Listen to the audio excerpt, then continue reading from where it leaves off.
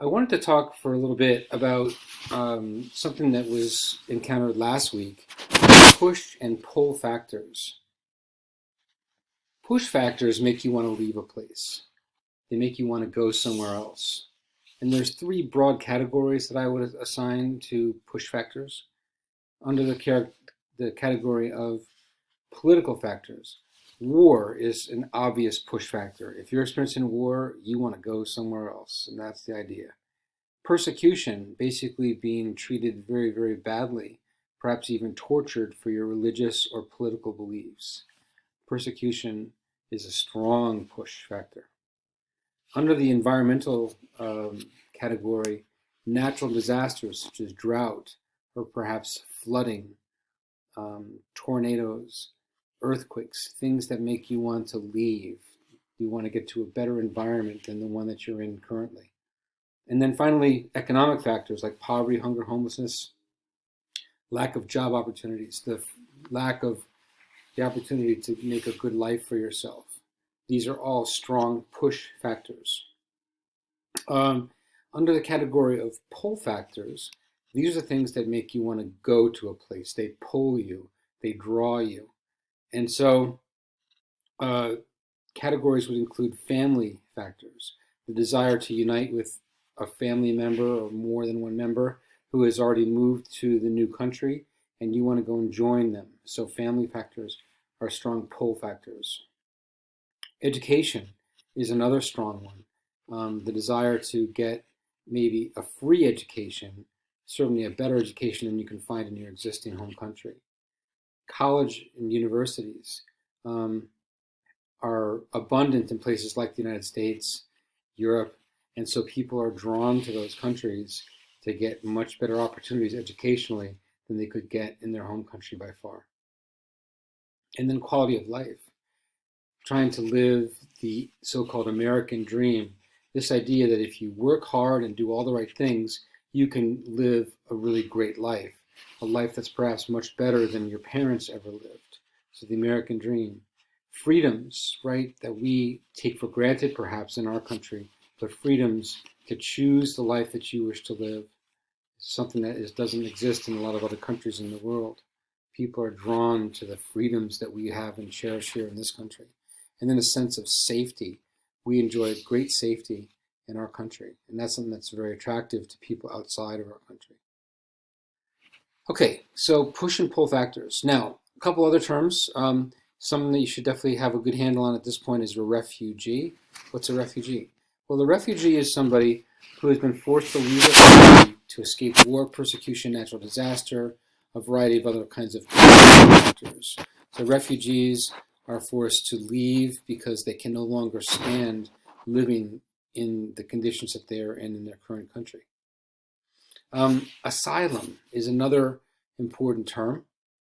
The protection granted by a nation to those who have left their native country as political refugees.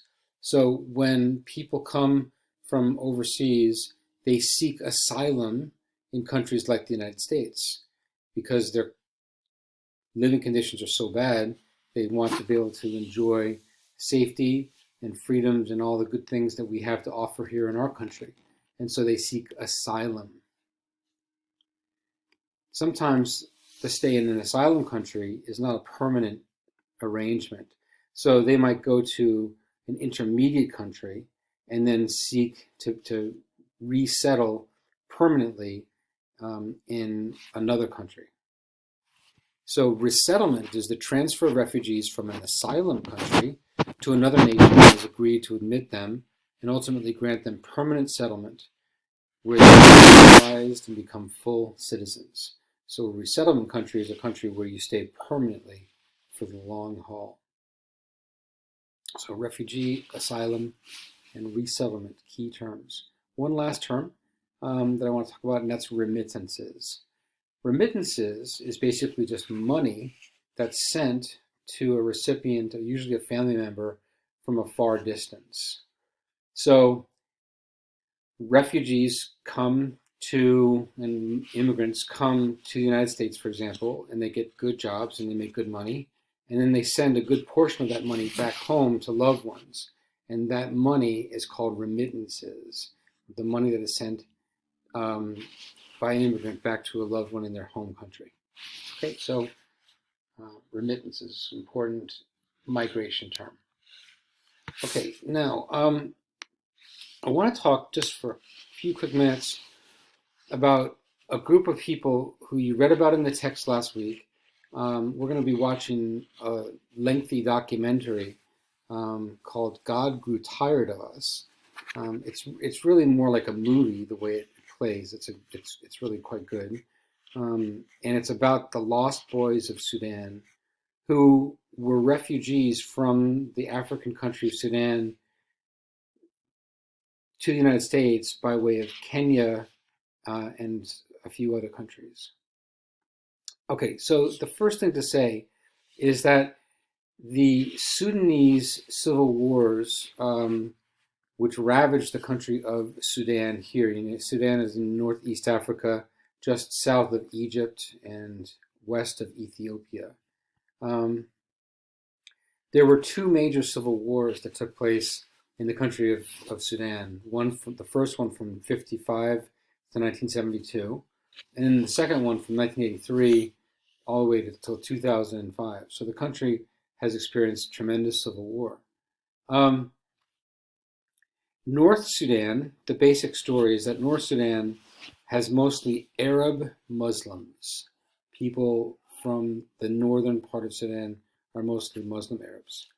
And in the southern part of Sudan, you have Christian black Africans, mostly from what are called the Dinka tribe, D-I-N-K-A, the Dinka tribe. And they are particularly cattle herders and farmers. So the Sudanese civil wars were primarily fought between Muslim Arabs in the north and Christian Dinka from the south. Sudan's government, the main government that's based out of Khartoum, right here, is run by Arabs who want to institute what's called Sharia law, a Muslim law, strict law. And southern Sudan, it should be known, is basically oil fields with good access to water. And so the Muslim Arabs in the north desired the rich oil fields in the south of Sudan. That's a major reason why the wars were fought. North Sudan wanted to control southern Sudan's resources. Southern Sudan basically wanted to maintain control of its own land and refused to obey the Muslim Sharia law. So this is just some necessary background to understand the civil wars of the last century. Now, this group of people called the Lost Boys, because of the civil war, that was the second civil war, a large number of young boys, roughly 20,000 young boys left southern Sudan, and they basically feared for their lives. The northern Muslim Arabs of Sudan were setting out to kill all the young boys. Why? Because they didn't want those boys to grow up and become soldiers. So they were setting out to kill all the young South Sudanese boys of the Dinka tribe. And that, therefore, the boys were forced to flee their country. They walked for 3 months to reach a refugee camp in Ethiopia to the east of Sudan, facing lots of hardships, drowning, starvation, being eaten by wild animals, crocodiles, attacked by hippos, facing gunfire, terrible, terrible conditions. And of course, they were starving basically throughout the whole thing. They were forced to leave Ethiopia after a period of time because Ethiopia fell to political instability of its own. And the Lost Boys, the so-called Lost Boys, all fled to Kenya, to a refugee camp in Kenya called the Kakuma refugee camp. All told, they walked up to 1,000 miles, which is quite a long distance, as you can well imagine. In 2001, refugee status to approximately 30,000 boys who found a permanent home in the United States. And the story of God Grew Tired of Us, which we're going to be over the next couple of days, is going to tell their story of the Lost Boys of Sudan. It is a long documentary, about 90 minutes. You're going to have until Wednesday to finish it. I just want to say a couple quick things about it. It's all real footage. It's 100% genuine and authentic.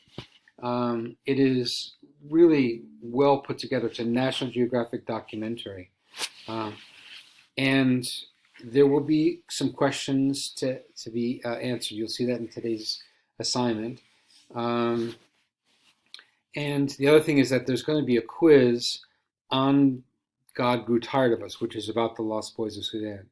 So please pay attention, watch it so that you can get a good score on the quiz that you're going to be taking. Okay, so if you have any questions about anything, please feel free to email me, sboehm, S-B-O-E-H-M, @ridleysd.org, or via Canvas. Okay, so that's what I wanted to talk about today. Have a good day, guys.